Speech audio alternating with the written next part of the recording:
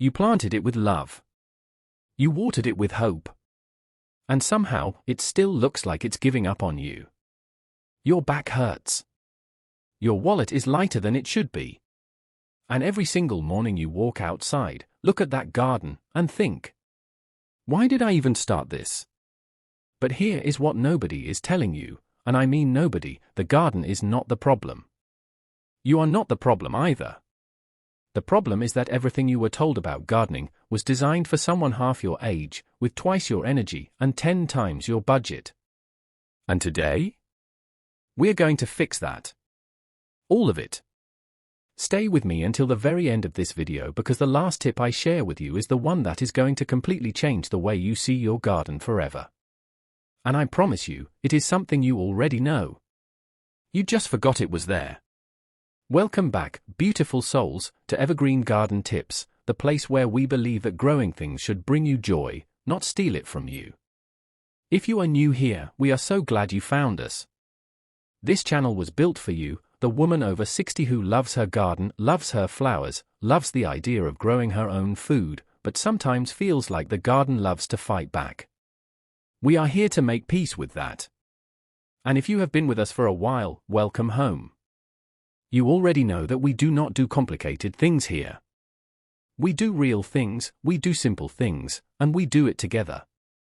Before we dive in, do me one small favor.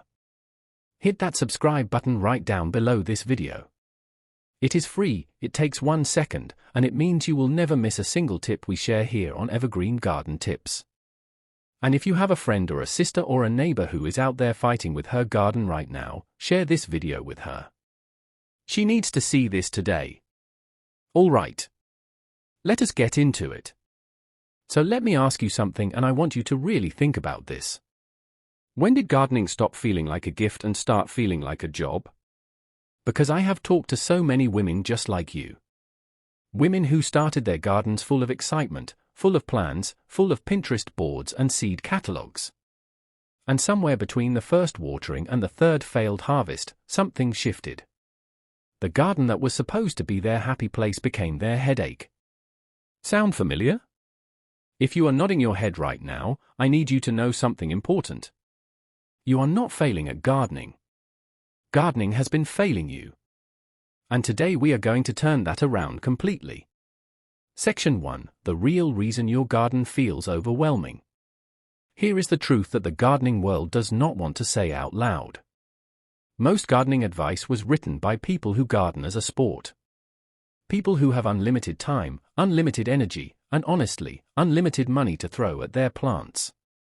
And when that advice lands in the hands of a woman over 60 who has a real life, real joints, and a real budget, it does not work. And then she blames herself. Stop blaming yourself. The first thing I want you to do is something that might feel a little strange. I want you to walk out to your garden today, or even just look at it through your window, and instead of seeing everything that is wrong with it, I want you to ask yourself one simple question. What is this garden actually asking me for right now? Not what the YouTube video told you it needs. Not what the gardening book says. What does your garden, in your space, in your climate, actually need from you today? Because here is what most beginners do not realize. A garden does not need perfection. It needs attention. And attention is something you already know how to give. Section 2: You are spending money in all the wrong places. Now let us talk about money. Because I know this is something that keeps a lot of us up at night.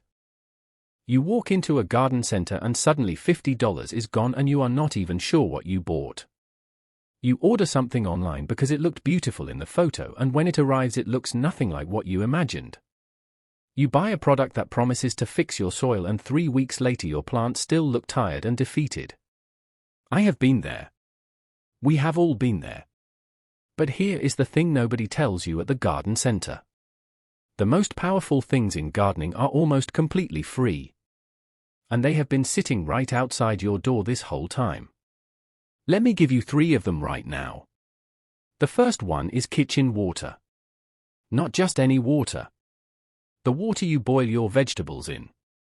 The water from rinsing your rice. The water left in a glass from the night before.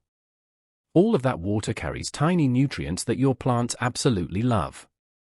Instead of pouring it down the drain, let it cool down and give it to your garden. Your plants will thank you in ways that a $50 bottle of liquid fertilizer never could. The second one is your eggshells. Before you throw them away, crush them up. Just crush them right in your hand or put them in a bag and roll over them. Sprinkle those crushed shells around the base of your plants. They slowly release calcium into the soil, which helps your plants grow stronger stems and healthier roots. And they also do something extra wonderful. They keep certain pests away because the sharp edges bother them. 2 benefits. $0. The third one is shade. This is the one that surprises people the most. We always think more sun means better plants. But a lot of the plants that struggle in gardens over the summer are actually struggling because they're getting too much direct afternoon sun. A simple piece of lightweight fabric draped over a struggling plant during the hottest part of the day can completely save it. You do not need a special garden shade cloth. An old sheer curtain works beautifully. A light bedsheet works just fine. Free. Simple. Effective. Real quick before we keep going, because I know this next section is the one you really came here for. If what we have shared so far has already made you think differently about your garden, do me a favor and drop a comment below right now. Just type the word garden in the comments and let me know you are here with me. It genuinely helps this video reach more women just like you who need to hear this message today. And if you have not already liked this video, please go ahead and tap that like button. It takes 1 second and it tells me that you want more of this kind of content right here on Evergreen Garden Tips. Now let us keep going because we are just getting to the good part. Section 3, your body is not the enemy, your setup is. Let us have an honest conversation about something that a lot of gardening channels completely skip over. Getting older changes the way we garden. And that is not a sad thing. That is just a true thing. Your knees may not want to kneel on hard soil for 45 minutes the way they used to. Your back may have opinions about bending over a low garden bed for too long. Your hands may feel the work more than they used to. And yet so many women over 60 are still trying to garden the exact same way they did at 40. Same low beds. Same heavy watering cans. Same awkward kneeling position. And then they wonder why they dread going outside. Here is what I want you to try instead. Raise everything up. Not in a complicated or expensive way. Even placing your pots on a sturdy old table or a wooden crate brings your garden up to a height where your back stays straight and your hands can work comfortably. You do not need to buy a fancy raised garden bed system. A collection of large pots on a surface that sits at hip height does the exact same job for a fraction of the cost. Use lighter tools. This one is so simple, and yet so many gardeners are still using the same heavy metal tools they have had for decades. Lightweight garden tools exist and they are not expensive. A lightweight hand trowel. A foam kneeling pad that folds out into a small seat. A long-handled weeder that lets you pull weeds without bending over at all. These small changes do not just protect your body. They make you actually want to go outside and garden again. Water smarter, not harder.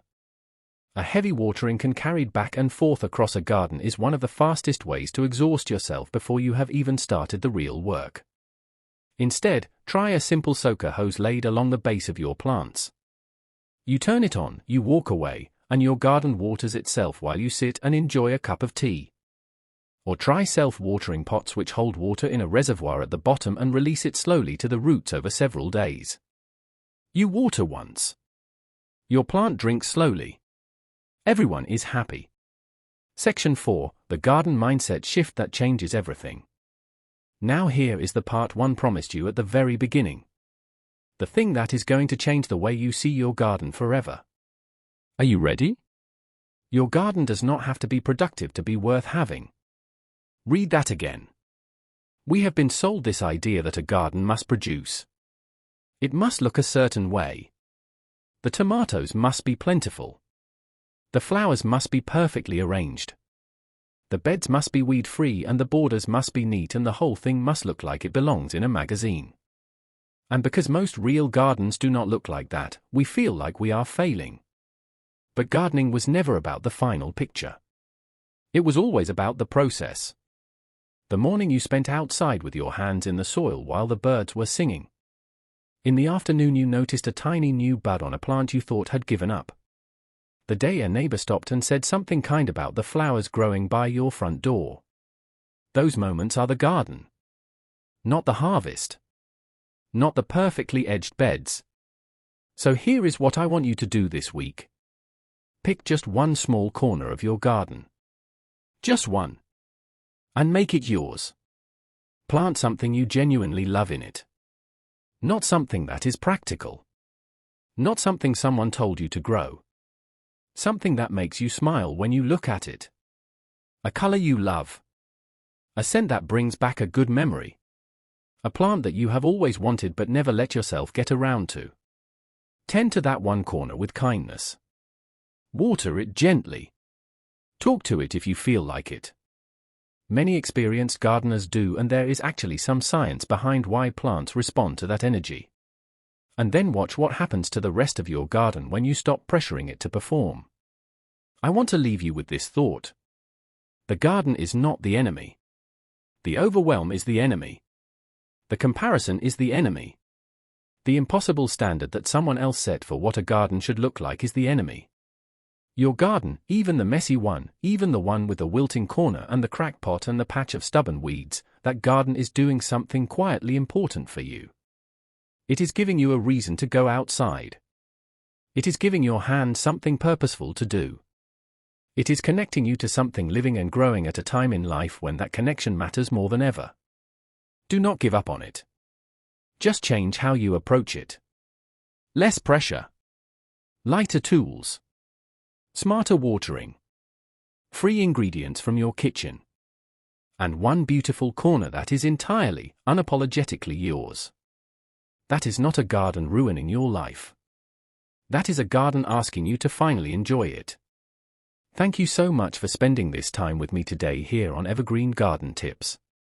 If this video helped you or even just made you feel understood, please share it with someone who needs it.